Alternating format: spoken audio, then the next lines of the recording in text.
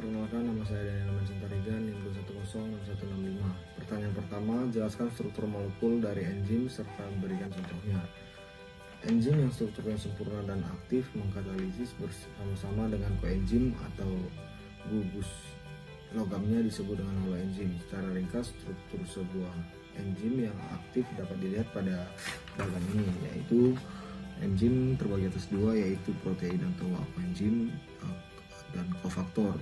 Kofaktor terbagi menjadi dua, yaitu molekul organik atau koenzim. Contohnya itu ada vitamin dan FAD. Yang kedua ada molekul anorganik atau ion logam. Contohnya yaitu Fe2 positif dan Fe2 positif. Yang kedua, jelaskan dua model cara enzim bekerja. Yang pertama yaitu model kunci dan anak. Kunci yang diusulkan oleh Emil Fischer pada tahun 1894 yang menyatakan bahwa bentuk substrat dengan sisi aktif enzim serupa dengan anak kunci dengan kuncinya.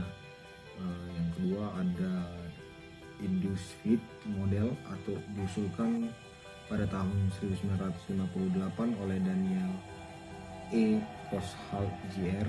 yang menyatakan bahwa terikatnya substrat menyebabkan perubahan konferensi pada bagian sisi aktif enzim, atau dapat kita lihat pada bagian berikut ini. Ini adalah yang dinyatakan oleh Daniel tadi. Ini adalah model kunci yang kedua, yaitu induced feed model. Tiga, jelaskan klasifikasi enzim secara internasional dan berikan contoh enzimnya. Yang pertama yaitu nama enzimnya oksidoreduktase. Tipe reaksi yang dikatalisis yaitu transfer elektron, contohnya alkoholdehid dihidrogenase. Yang kedua ada transferase, reaksinya transfer gugus fungsi, contohnya heksosinase. Tiga ada hidrolase, contohnya itu tripsin.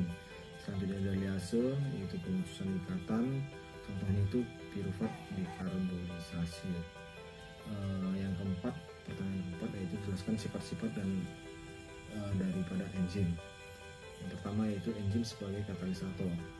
Enzim merupakan katalis yang dapat mengubah laju reaksi tanpa ikut bereaksi.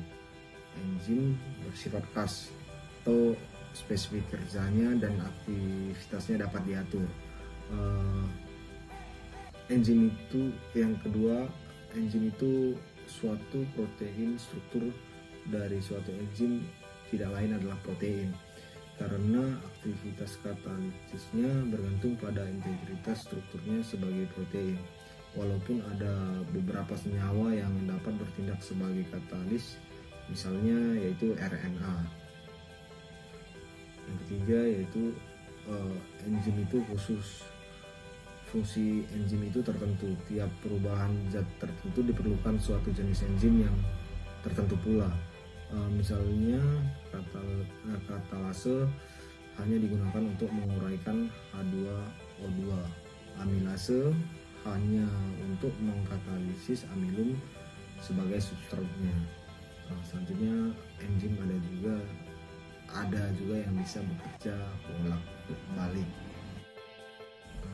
Soal berikutnya, pertanyaan kelima yaitu jelaskan secara singkat bagaimanakah proses katalisator dalam proses bekerja. Di sini dapat kita lihat pada bagian berikut ini, yaitu di mana di sini adalah batas energi aktivasinya.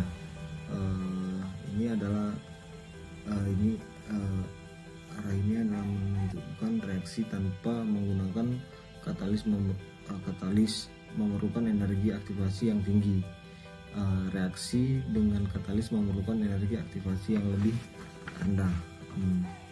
Katalisator ini menurunkan batas energi aktivasi reaksi kimia. Pada puncak pembatas energi aktivasi terjadi keadaan transisi. Pertanyaan keenam yaitu jelaskan faktor yang mempengaruhi kerja enzim dan berikan contohnya. Yang pertama yaitu ada suhu. Kerja suatu enzim sangat dipengaruhi suhu lingkungannya. Setiap kenaikan suhu 10 derajat Celcius, kecepatan enzim akan menjadi 2 kali lipat sampai batas suhu tertentu.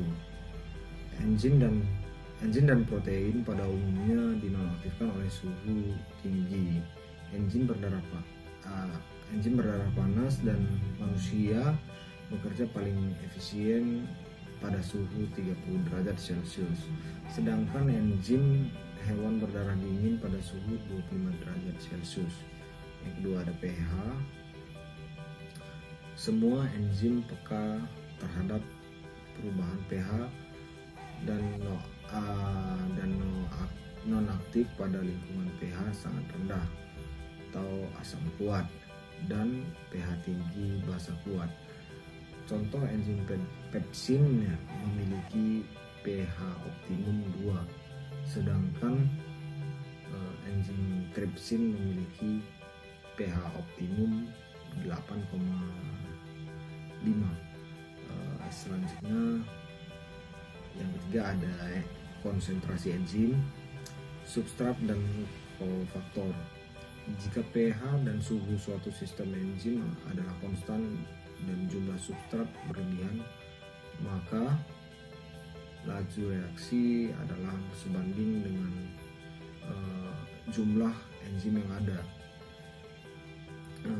Lalu sebaliknya, jika pH, suhu, dan konsentrasi enzim konstan, maka laju reaksi adalah sebanding dengan jumlah substrat.